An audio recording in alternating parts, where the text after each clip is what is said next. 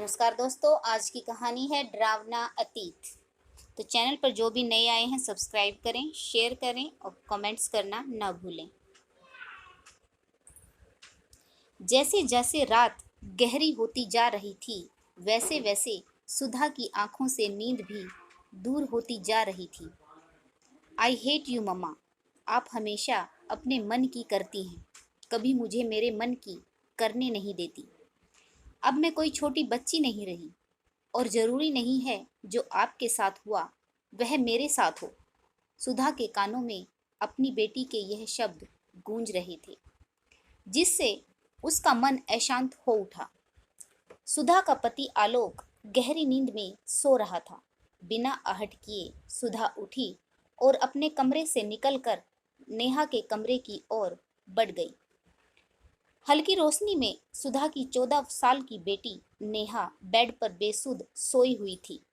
कमरे की हालत बता रही थी कि वह अपनी मम्मी से कितना नाराज है। रात का अंधकार सुधा को उसके अतीत के में खींच ले गया। आज मैं यहीं बड़ी मम्मी के घर रुक जाऊं। सोनू दीदी और विनय भैया के साथ खेलने में मुझे बहुत मजा आता है, सुधा की माँ ने कहा। लेकिन बेटा, बड़ी मम्मी परेशान हो जाएंगी और तुम्हारी पढ़ाई भी तो है, सुधा ने जिद करते हुए कहा। मम्मी कल तो छुट्टी है, प्लीज रहने दो ना मुझे बड़ी मम्मी के घर, सुधा की ताई जी ने सुधा की माँ से कहा। बच्चे हैं, एक दूसरे के साथ खुश रहते हैं, एक दो दिन के लिए छोड़ जाओ, अपने भाई बहनों के साथ खेल लेगी। अगर इसका मन नहीं लगा तो इसके ताऊ जी के साथ भिजवा दूंगी। सुधा अपने माँ बाप की इकलौती बेटी है। बहुत वर्षों बाद मंदिर मंदिर माथा टेकने के बाद सुधा का जन्म हुआ था। सुधा के पापा के बड़े भाई भी इसी शहर में अफसर बनकर आए थे। सरकारी बंगला, बड़ा बगीचा, ढेर सारे आम अमरूद के पेड़ सुधा को अपनी ओर खींचते थे और वह अक्सर ही अपने ताऊ जी के घर रहने की जिद कर बैठती थी। सुधा की माँ का मन अपनी बेटी के प्रति चिंतित रहता। 10 साल की लड़की को कुछ भी पता नहीं होता, लेकिन अपनों से कैसा डर, यह सोचकर वह अपना मन बहला लेती। गर्मियों के दिन थे।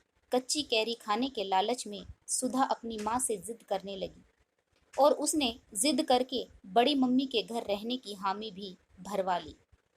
सुधा को आज भी याद है वह दोपहर, जब सोनू दीदी और विनय भैया के साथ वह बगीचे में खेल रही थी। छोटी सी बात पर तीनों की लड़ाई हो गई। विनय भैया रूठ कर गली में खेलने चले गए और सोनू दीदी को बड़ी मम्मी ने किसी काम के लिए आवाज लगाई तो वह भी घर के अंदर चली गई। सुधा से माली काका ने बड़े प्यार से पूछा, गुड़िया अमरूद खाने हैं, मीठे वाले। सुधा को माली काका की गंदी नजर का जरा भी अंदाजा नहीं था और वह माली काका के साथ बगीचे के कोने वाले अमरूद के पेड़ के पास चली गई। माली काका ने पेड़ से मीठा अमरूद तोड़कर सुधा को दिया, उसे अमरूद की टहनी पर बिठा दिया। सुधा माली की हरकतों से अनजान अमरूद खाती रही। उसे पता भी न चला कि वह उसके कितने करीब आ चुका था। तभी सुधा की बड़ी माँ और सोनू दीदी उसे ढूंढते हुए वहां आ गई। सुधा की बड़ी मम्मी ने माली काका को फटकार लगाते हुए कहा, यह क्या कर रहे हो बेशरम, शर्म नहीं आती तुम्हें। और सुधा की बड़ी मम्मी ने बगीचे में पड़ी एक लकड़ी उठाकर माली को पीटना शुरू कर दिया। शोर मचाने पर पड़ोसी भी आ गए। भीड़ बढ़ती देख माली वहां से भाग गया। सुधा बुरी तरह से सहम गई। अल्हड़ सुधा की जिंदगी भयानक घुटन भरी हो गई। उन दो पलों को याद कर सुधा आज भी सिहर उठती है। तभी तो अपनी बच्ची को एक पल भी अपने से दूर नहीं करती। उसे किसी पर विश्वास नहीं होता। स्कूल में भी बच्चों की सुरक्षा के विषय में जानकारी लेती रहती है। सुधा अपने अतीत में खोई हुई थी। तभी नेहा ने सुधा के गले में अपनी बाहें डालते हुए कहा, सॉरी मम्मा, मैं कल गुस्सा हो गई थी। मैं जानती हूँ आपको मेरी चिंता है, इसलिए आप मुझे कहीं भी रात को रुकने नहीं देती।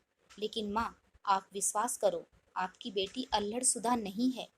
मुझे सब कुछ पता है, मैं किसी पर विश्वास नहीं करूंगी। यकीन मानो, आपने अपनी बेटी को बहुत मजबूत बनाया है। अपनी बेटी की बातें सुनकर सुधा ने उसे गले से लगा लिया। सुधा की आंखें भर आई, सोचने लगी, अपनी बड़ी मम्मी के कारण वह उस दिन बच गई, लेकिन उन 2 पलों की घुटन को वह ताउम्र महसूस कर रही है। कुछ यादें इतनी कड़वी होती हैं कि मिटाने से नहीं मिटती। दोस्तों, किसी पर अंधभक्त होकर विश्वास न करें, सतर्क रहें, सावधान रहें। आशा करती हूँ आपको यह कहानी पसंद आई होगी। कहानी पढ़ने के लिए आप सभी का बहुत बहुत धन्यवाद। जय हिंद, वंदे मातरम, भारत माता की जय, जय जवान, जय किसान।